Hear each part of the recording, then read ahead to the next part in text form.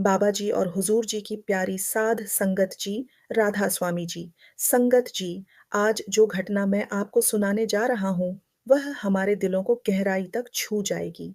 यह घटना हमें यह समझाती है कि जब भावना सच्ची हो, तो रकम नहीं, भक्ति का मोल ही सतगुरु के दर पर स्वीकार होता है। संगत जी हाल ही में व्यास में हुए भंडारे के दौरान एक ऐसी चमत्कारिक घटना घटी, जिसने पूरी संगत को भावुक कर दिया।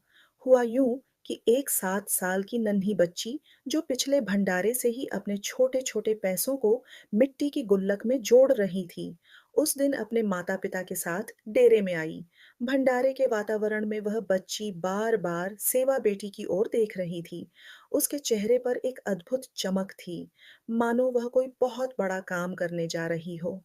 फिर अचानक उसने अपनी मिट्टी की गुल्लक वहीं जमीन पर रखी और अपने नन्हे हाथों से उसे धीरे-धीरे तोड़ दिया। उसके अंदर से कुछ सिक्के और नोट निकले, कुल मिलाकर लगभग 90 रुपये। उसने उन सिक्कों को एक-एक करके बड़ी श्रद्धा और सावधानी से उठाया और सेवा पेटी में डालने लगी। हर सिक्का डालते समय उसके चेहरे पर ऐसी मासूमियत थी कि देखकर हर किसी की आंखें नम हो गईं।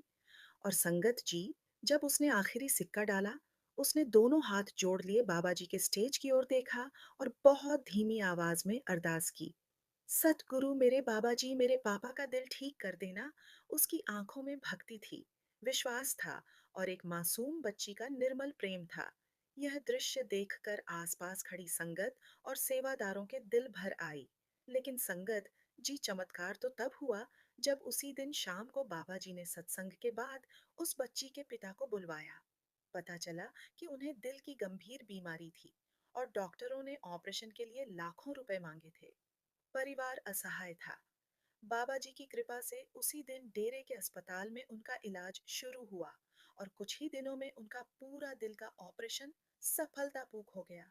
और सबसे अद्भुत बात, पूरे ऑपरेशन का खर्चा मात्र 90 रुपये आया। वही 90 रुपए जो उस बच्ची ने सेवा बेटी में प्रेम से डाले थे। संगत जी, सोचिए, आज के समय में जहां बुखार की दवाई 100 रुपये में नहीं आती, वहां एक दिल का ऑपरेशन केवल 90 रुपये में कैसे संभव हुआ। यह कोई सामान्य बात नहीं, यह केवल सद्गुरु की असीम कृपा का प्रमाण है। उस नन्ही बच्ची की सच्ची भावना और सद्गुरु के दर पर उसकी श्रद्धा ने असंभव को संभव बना दिया। यही सत्संग का सार है। जब मन में प्रेम हो, तो सद्गुरु बिना बोले ही हमारी हर अरदास सुन लेते हैं। संगत जी, इस घटना ने पूरे डेरे की संगत को भावुक कर दिया। सबकी आंखों में आंसू थे, लेकिन उन आंसुओं में गम नहीं था, वह श्रद्धा और कृतज्ञता के आंसू थे। हर कोई यही कह रहा था, वाह बाबा जी, आपकी कृपा की कोई सीमा नहीं। संगत जी, अब जरा जानिए कि वह मासूम बच्ची कौन थी, जिसने भंडारे के दिन अपनी मिट्टी की अपना छोटा सा घर बेचकर भी पैसे पूरे नहीं कर सकते। यह सुनकर दोनों डॉक्टर कुछ देर चुप रहे। फिर पति ने धीमी आवाज में कहा, हम हार्ट स्पेशलिस्ट नहीं हैं, हम हड्डियों के डॉक्टर हैं, लेकिन तुम्हारे बेटे का इलाज हम जरूर करवाएंगे। फिर उन्होंने बच्ची की माँ से कहा, यह सेवा हमें बाबा जी ने ही सौंपी है, वरना उसी टाइम हम वहाँ कैसे पहुँच गए, जिस टाइम आपकी बच्ची बाबा जी से अरदास कर रही थी।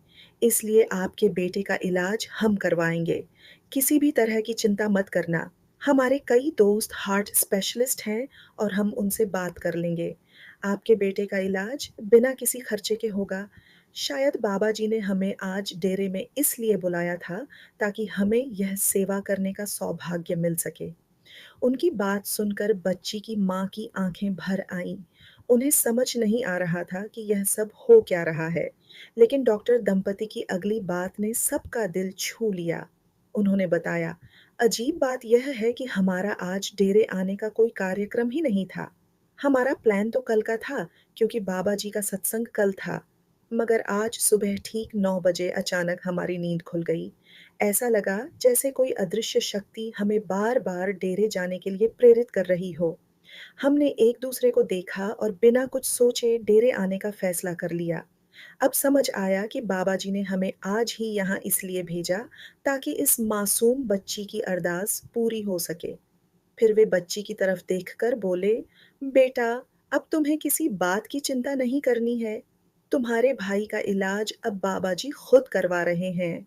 तुम बस अपने मन में बाबा जी को धन्यवाद कहना। इसके बाद उन्होंने बच्ची की मम्मी से संपर्क नंबर लिया और कहा कि 2-3 दिन में बच्चे को लेकर दिल्ली आ जाए। जब परिवार वहां पहुंचा, तो डॉक्टर दंपति ने पूरा केस खुद संभाल लिया। कुछ ही दिनों में बच्चे का ऑपरेशन सफलतापूर्वक हो गया और संगत जी, आज वह बच्चा पूरी तरह स्वस्थ है। सबसे बड़ी बात यह थी कि जिन हार्ट स्पेशलिस्ट ने ऑपरेशन किया, उन्होंने फीस लेने से साफ इनकार कर दिया और जो भी दवाइयों व बाकी उपचार का खर्च था, वह भी उस डॉक्टर दंपति ने अपने पास से दिया। उन्होंने भावनीय शब्दों में कहा, "यह खर्च नहीं सेवा है, यह भी तो परमार्थ का ही एक हिस्सा है।" संगत जी, सच में जब कोई अरदास सच्चे मन से विश्वास और प्रेम के साथ की जाती है, तो बाबा जी उसे ज़रूर सुनते हैं और जब वे कृपा करते हैं, तो चमत्कार अपने आप घटने लगते हैं। उस मासूम को आज भी यही लगता है कि बाबा जी ने उसके गुल्लक के पैसे लेकर ही उसके भाई का इलाज करवा दिया। और सच कहें तो यही विश्वास तो हर भक्ति की जड़ है। इस बच्ची के माता-पिता ने बचपन से ही उसके मन में यह भाव बिठा दिया था कि बाबा जी पर सच्चा भरोसा करने वाला कभी खाली नहीं लौटता, उनकी मदद ज़रूर होती है। इसलिए जब उस छोटी-सी बच्ची ने सच्चे दिल से अरदास की और गुल्लक के पैसे सेवा पेटी में डाले, तो उसकी भावना ने चमत्कार कर दिया। ठीक उसी समय वही डॉक्टर दंपत्ति, जो बाद में उसके भाई का ऑपरेशन करने वाले थे, वहीं सेवा पेटी के पास मौजूद थे। संगत जी, यही तो गुरु की लीला है। जहाँ विश्वास होता है, वहाँ कृपा अपने आप रास्ता बना लेती है। संगत जी, ऐसी ही एक और घटना अब मैं आपको सुनाने जा रहा हूँ। जब बाबा जी अपने एक सेवादार के दोस्त बनकर अस्पताल पहुंचे और पूरा बिल चुकाकर वहां से चुपचाप चले गए। संगत जी एक बाबा जी के सेवादार हुआ करते थे। उनका अंदाज बाकी सबसे अलग था। वह कभी बाबा जी को बाबा जी नहीं कहते थे, बल्कि प्यार से यार कहकर बुलाते थे। उनका कहना था, बाबा जी मेरे दोस्त हैं, मेरे अपने हैं और सच में उनके दिल में बाबा जी के लिए जो भरोसा और अपनापन था, वो शायद हम में से कोई सोच भी ना पाए। लेकिन संगत जी, दोस्ती तो दो तरफ़ा होती है और बाबा जी ने भी उस सेवादार की इस सच्ची दोस्ती का हमेशा मान रखा। वक़्त गुज़रता गया और एक दिन ऐसा मोड़ आया, जब उस सेवादार को अपने दोस्त की सबसे ज़्यादा ज़रूरत थी। उसकी पत्नी भी बाबा जी को मानती थी, लेकिन उसके भीतर वो गहरा विश्वास नहीं था, जो उसके पति के मन में था। दोनों का एक बेटा भी था, पढ़ा-लिखा समझदार, लेकिन उसके विचार बिल्कुल अलग थे। वह अक्सर अपने माँ-बाप से कहता, "आप लोग भगवान को छोड़कर एक इंसान की पूजा करते हो, यह सही नहीं है।" पर संगत जी, कभी-कभी अनुभव वही सिखा जाता है, जो शब्द नहीं सिखा सकते। इस परिवार की ज़िंदगी में जो घटना आने वाली थी, उसने इस बेटे की सोच ही बदल दी। एक दिन वह सेवादार एक भयंकर सड़क दुर्घटना का शिकार हो गया, इतनी भयानक कि देखने वालों की सांसें थम जाएं। संगत जी, जब सेवादार भाई को अस्पताल लाया गया, तो डॉक्टरों ने तुरंत इलाज शुरू कर दिया। कुछ देर बाद एक नर्स उनके परिवार के पास आई और बोली, ऑपरेशन तभी शुरू होगा जब आप 1 लाख रुपये काउंटर पर जमा कर देंगे। यह सुनकर सेवादार की पत्नी और बेटा दोनों के होश उड़ गए। अचानक इतनी बड़ी रकम का इंतजाम कैसे हो? उन्होंने इधर-उधर रिश्तेदारों को फ़ोन किए, मदद मांगी, पर कहीं से भी केवल 40 से शून्य ही जुट पाए। उधर डॉक्टरों का दबाव बढ़ता जा रहा था। अगर जल्द पैसे नहीं दिए गए, तो हम कुछ नहीं कर पाएंगे। अब हालात ऐसे थे कि पत्नी की आंखों में आंसू थे और बेटे के मन में बेचैनी। वह अपनी माँ को देखकर बोला, अगर भगवान से मांगा होता, तो आज यह दिन देखने की नौबत नहीं आती। लेकिन संगत जी, उस माँ का विश्वास एक था। उसने बेटे की बात अनसुनी कर दी और फूट-फूट कर बाबा जी से अरदास करने लगी। बाबा जी, मेरे सुहाग की रक्षा कर लेना, बस यही भीख है आपसे। इसके बाद माँ-बेटा दोनों अस्पताल से बाहर निकले। उन्होंने तय किया कि घर में जो थोड़ा बहुत सोना पड़ा है, उसे बेचकर पैसे जुटाएँगे। लगभग 2 से 3 घंटे तक इधर-उधर भटकते रहे। किसी से मदद माँगी, कहीं दुकान पर गए और बड़ी मुश्किल से 30,400 और जोड़ पाए। अब उनके पास करीब 80,900 हो चुके थे। दोनों थके हुए, लेकिन उम्मीद से भरे अस्पताल लौटे और पैसे जमा करवाने के लिए काउंटर की लाइन में खड़े हो गए।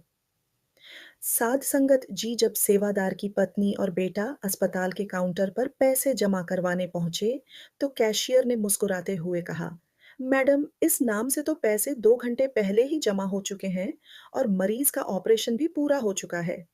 यह सुनते ही दोनों के पैर जैसे जमीन में धंस गए। वे हैरानी से बोले, किसने पैसे जमा किए? कैशियर ने कंप्यूटर चेक किया और बोला, नाम तो उन्होंने नहीं लिखा, बस इतना कहा था कि वह पेशेंट के बहुत करीबी दोस्त हैं।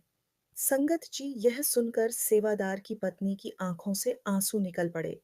उसने बेटे की तरफ देखा और भावुक होकर बोली, अब समझ आया बेटा, जब हम सद्गुरु को अपना सच्चा दोस्त मान लेते हैं, तो वे दोस्ती निभाने खुद चलकर आ जाते हैं। यह पैसे किसी और ने नहीं, खुद हमारे बाबा जी ने जमा करवाए हैं। अगले दिन जब सेवादार को होश आया तो उसने धीमे स्वर में पूछा, हॉस्पिटल वालों ने कितने पैसे लिए? पत्नी ने मुस्कुराते हुए कहा, आप चिंता मत करो, आपके दोस्त ने सब बिल चुका दिया है। यह सुनते ही सेवादार भाई की आंखों से आंसू बह निकले। वो भर्राई हुई आवाज में बोला, वाह मेरे यार, तू खुद अस्पताल आकर बिल चुका गया, लेकिन अपने दोस्त का हाल पूछने अंदर नहीं आया। संगत जी, उसके शब्दों में दर्द नहीं, कृतज्ञता थी। उसकी आंखों से आंसू थमने का नाम नहीं ले रहे थे। और अब उसका बेटा, जो कभी सद्गुरु पर विश्वास नहीं करता था, चुपचाप सब देख रहा था। उसी पल उसके भीतर कुछ टूट गया और कुछ नया जन्म ले लिया। अब उसे यकीन हो गया कि सद्गुरु कोई साधारण इंसान नहीं, बल्कि साक्षात परमात्मा का रूप होते हैं, जो अपने प्रेम और कृपा से असंभव को भी संभव बना देते हैं। संगत जी, आइए अब इस वीडियो की तीसरी और आखिरी घटना को सुनते हैं। साथ संगत जी, अब मैं आपको व्यास नदी पर हुई एक सच्ची घटना सुनाने जा रहा हूँ। मेरी आप सबसे विनती है कि इस वीडियो को अंत तक जरूर सुनिएगा। संगत जी, बात कुछ यूं है। एक दिन व्यास नदी के पास मिट्टी उठाने की सेवा चल रही थी। चारों तरफ सेवादार अपनी अपनी ड्यूटी में व्यस्त थे। तभी अचानक करीब 50 मीटर की दूरी पर कुछ हलचल हुई। सबकी निगाहें उधर उठी तो देखा कि एक औरत ने अचानक नदी में छलांग लगा दी है।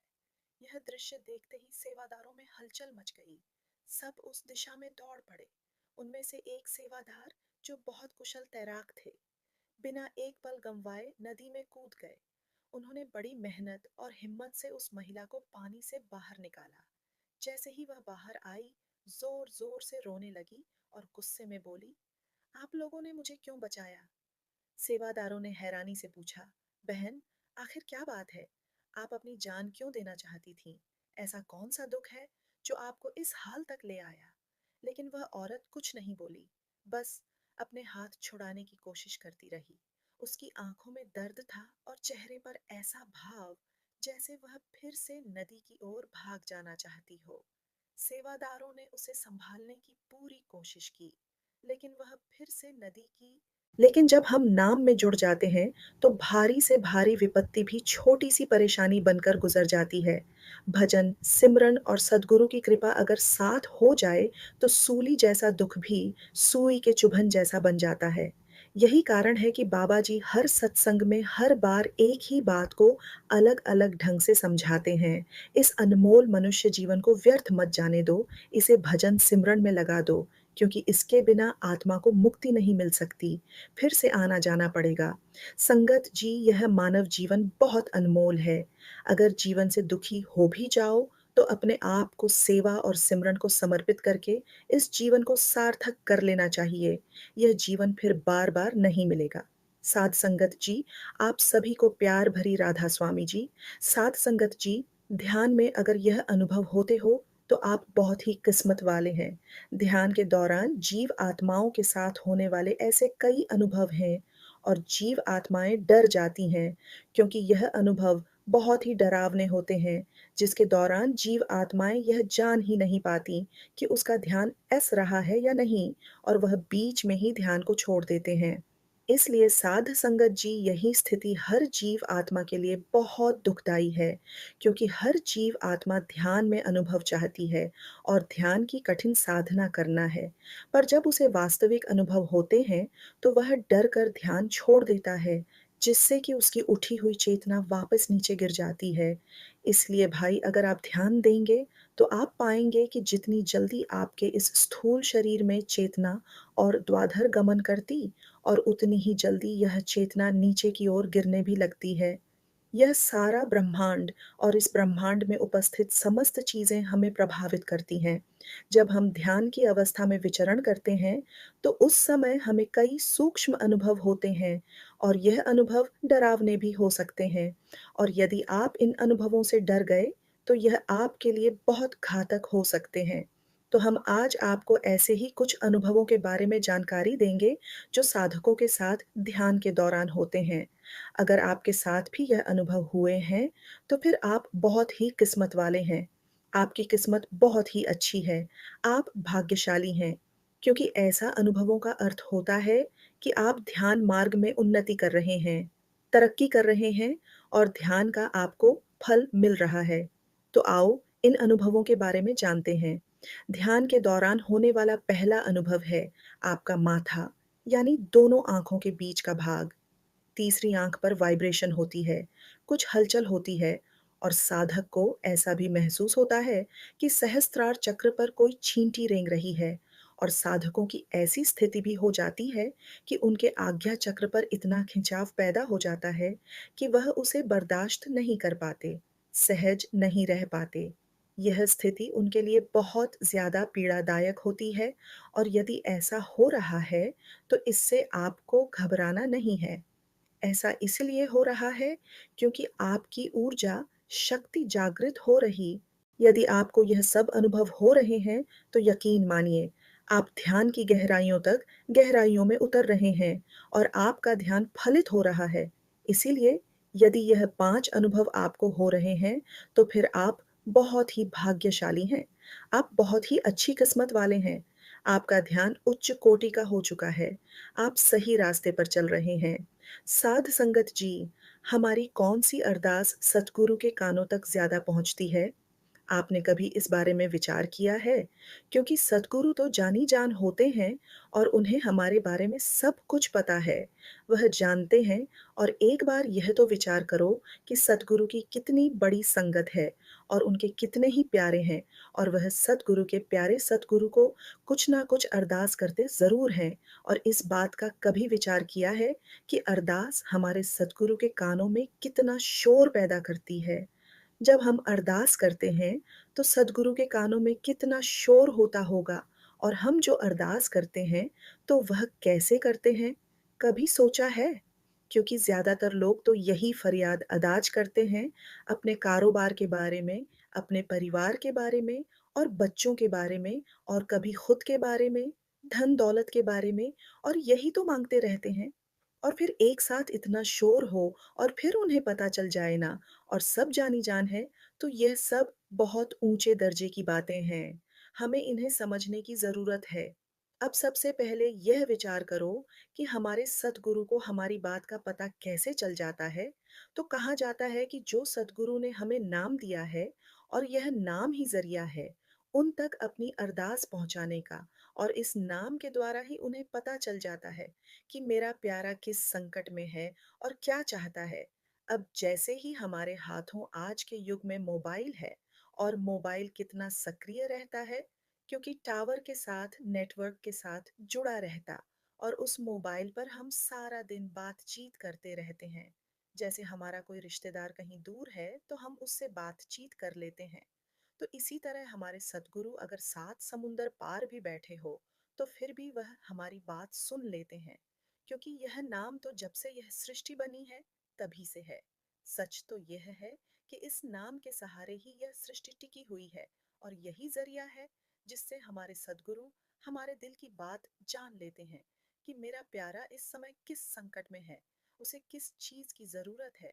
तो भाई एक बात यह भी समझने वाली है कि सतगुरु के इतने सारे प्यारे हैं और इतनी ज्यादा संगत है, तो क्या सतगुरु सबकी बात जान लेते होंगे? क्योंकि जान तो वह सभी की बात लेते हैं, क्योंकि वह जान ही जान है। लेकिन वह किन लोगों की मदद करते हैं, तो यह भी सोचने वाली बात है। अब जिन लोगों को सतगुरु ने नाम दान दिया, यानी जिनको नाम दान मिल गया है और फिर नाम दान मिलने के बाद कभी सतगुरु को याद ही नहीं किया, कभी सिमरन भजन ही नहीं किया और यही सोच के बैठे रहे कि हमें नाम दान मिल गया है और हमारे सतगुरु हमें सभी जंजालों से मुक्ति दिला देंगे। हमें बार बार इस 84 के जेल खाने में नहीं आना पड़ेगा और अंत वाले हमें काल नहीं जाल लेने आएंगे। तो भाई, हम उन लोगों से कहना चाहते हैं कि जरा गुरु नाम नहीं चल सकता, क्योंकि सच में सतगुरु जानी जान है, वह सब कुछ जान लेते हैं। तो भाई, केवल यही एक ज़रिया है हमारी बात सतगुरु के कानों तक पहुँचाने का, और हमारी बात उन तक पहुँच भी जाती है। लेकिन केवल उन्हीं लोगों की बात सतगुरु के कानों तक पहुँचती है, जो लोग सिमरन भजन करते हैं, नाम की कमाई करते हैं, सतगुरु के दिखाए गए रास्ते पर चलते हैं। अब आप खुद ही विचार करके देखो, दुनियावी तौर पर कि सतगुरु के सामने यदि संगत को खड़ा कर दिया जाए, तो लोग संगत से किस तरह के प्रश्न करते हैं। अब कोई बुजुर्ग है और वह कहता है कि सतगुरु जी, मुझसे सब कुछ हो जाता है, लेकिन मुझसे नाम की कमाई नहीं होती। इसका मतलब है कि उसको नाम दान मिले हुए काफ़ी अरसा हो गया है, लेकिन अब नाम की कमाई नहीं कर पाता, क्योंकि वह पहले भी नहीं करता था। इसलिए अब भी नहीं कर पाता, क्योंकि अगर पहले करता रहता, तो अब भी कर लेता। इसी तरह कोई बुजुर्ग महिला है, तो वह भी यही कहती हैं कि बाकी तो सब कुछ ठीक है, लेकिन मैं सिमरन भजन में नहीं बैठ पाती हूँ। मुझे चलते-फिरते नाम नहीं जपा जाता। बैठती हूँ, तो चक्कर आने लगते हैं। तो इन सब का तात्पर्य यह है कि उन्होंने शुरू से ही नाम की कमाई सही ढंग से नहीं की है। और यह तो हो गई बुजुर्गों की बात, और अब युवाओं की बात सुन लो। वह भी सतगुरु से इस तरह के प्रश्न करते हैं कि हमें कोई ऐसा रास्ता बता दीजिए, क्योंकि बाकी तो सब ठीक है। मैं सब कुछ कर लेता हूँ, गुरु घर की सेवा भी कर लेता हूँ, फिर चाहे जैसी भी सेवा मुझे मिले, मैं कर लेता हूँ। लेकिन मुझसे यह सेवा नहीं की जाती।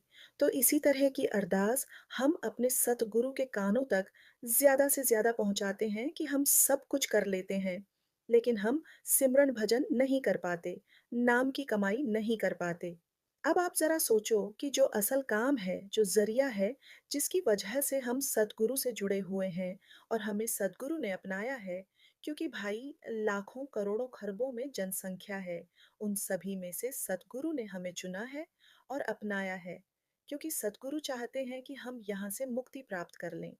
इस 84 के जेल खाने से हमेशा हमेशा के लिए मुक्त हो जाए, और हम जब तक यहाँ रहे खुश रहे, क्योंकि यह तो सभी जानते हैं कि हम अकेले ही आए थे और अकेले ही जाएंगे, और जितने भी हमारे रिश्ते नाते हैं, वह तो केवल गर्मियों के रिश्ते नाते हैं। जैसे जैसे गर्मी पूरी हो जाती है, तो वह हमें छोड़ देते हैं और हम भी उन्हें छोड़कर चले जाते हैं। और अगर हमारी कोई संभाल करता है, हमारी कोई अगर रक्षा करता है, अंत समय अगर हमारी कोई सहायता करता है, तो केवल वह परमात्मा करता है, वह ईश्वर करता है, वक्त का पूरा सतगुरु करता है, उनके द्वारा दिया गया वह सच्चा नाम करता है। और हमारी जो पुकार है, हमारी जो अरदास है, तो वह हमारे सदगुरु के कानों तक यही पहुंचती है कि हम सिमरन भजन नहीं कर पाते, हमसे नहीं होता। और फिर चाहे वह युवा है, और फिर चाहे बुजुर्ग, और फिर चाहे कोई बीमार, इन सभी का यही कहना है कि हमसे सिमरन भजन नहीं हो पाता है। कई तो ऐसे भी हैं जो सतगुरु से कहते हैं कि सतगुरु महाराज, कोई ऐसा शॉर्टकट रास्ता है, मैं बोल सकूं कि मुझे चाय पीनी है, और फिर वह लड़की वहां से उठकर रसोई में चली जाती है, और फिर वह बाबा सारी बात उस लड़के को बताता है कि तुम्हारी पत्नी बहुत कमाई वाली है, नेक रूह है, यह एक नेक रूह है, इसकी परमात्मा में बहुत श्रद्धा है, और इस पर उस मालिक की बहुत कृपा है। इसने तुम्हारे ऊपर आने वाले संकट को अपने ऊपर ले लिया है। तुम्हारा एक्सीडेंट होने वाला था, जिसकी खबर इसको पहले से ही हो गई, क्योंकि जो इस मार्ग पर सच्चाई के मार्ग पर चलते हैं, तो उन लोगों को यह खबर पहले ही हो जाती है, क्योंकि यह तुम्हें बहुत प्यार करती है। इसीलिए इसने तुम्हारे संकट को अपने ऊपर ले लिया, तुम्हारे कर्मों को अपने ऊपर ले लिया, और जिसके कारण आज इसकी यह हालत है। और मुझे यह पक्का विश्वास है कि इसने तुमसे कुछ भी साझा नहीं किया होगा, इसके बारे में कोई ज़िक्र नहीं किया होगा। तो वह लड़का कहता है, जी हाँ, मुझे इसके बारे में कुछ भी मालूम नहीं। तो बाबा कहते हैं कि इस मार्ग पर चलने वाली रूहें जानती हैं कि यह कर्मों का हिसाब-किताब है। इसलिए इसने तुम्हारे साथ यह सब कुछ साझा नहीं किया है, क्योंकि इसे पता था कि तुम यह समझ नहीं पाओगे। लेकिन मैं तुमसे फिर यही कहूँगा कि इसने तुम्हारे संकट को अपने ऊपर लिया है, जो कि एक बहुत बड़ी बात है। ऐसा कर पाना हर किसी के लिए संभव नहीं है और फिर यह तुमसे प्यार करती है। तुम्हें परमात्मा का शुक्रगुजार होना चाहिए कि तुम्हें ऐसी पत्नी मिली है। तो जब ये बात उस लड़के को मालूम होती है और जब उसे यह सारी बातें समझ आ जाती हैं, तो उसकी आंखों में से आंसू आ जाते हैं और जब वह चाय बनाकर आती है, तो वह उसे गले से लगा लेता है और उसके आगे हाथ जोड़कर उसका धन्यवाद करने लगता है। लेकिन उसे कुछ बताता नहीं कि उसे क्या पता चल गया है। बस उसे गले से लगाकर रोने लग जाता है। तो साध संगत जी इस तरह से उसका पति भी सतगुरु से जाकर नाम दान ले लेता है और वह भी नाम की कमाई में सिमरन भजन करने में लग जाता है और उनका परिवार सुखी सुखी रहने लगता है। तो साध संगत जी हमें भी अपने सतगुरु पर विश्वास रखना चाहिए, जो हमें सतगुरु जी ने नाम दान दिया है, जो हमें नाम बख्शा है। तो हमें भी अपने नित्य नेम से उठकर उस नाम का सिमरन भजन करना चाहिए, नाम की कमाई करनी चाहिए, क्योंकि नाम की कमाई के बिना इस संसार में कुछ भी नहीं है। सब कुछ नाशवान है और जो रूहें नाम का सिमरन भजन करती हैं, तो वह अपना जीवन सफल बना लेती हैं। इसीलिए साध संगत जी हमें भी नाम का सिमरन भजन करके अपने जीवन को सफल बनाना है। राधा स्वामी जी।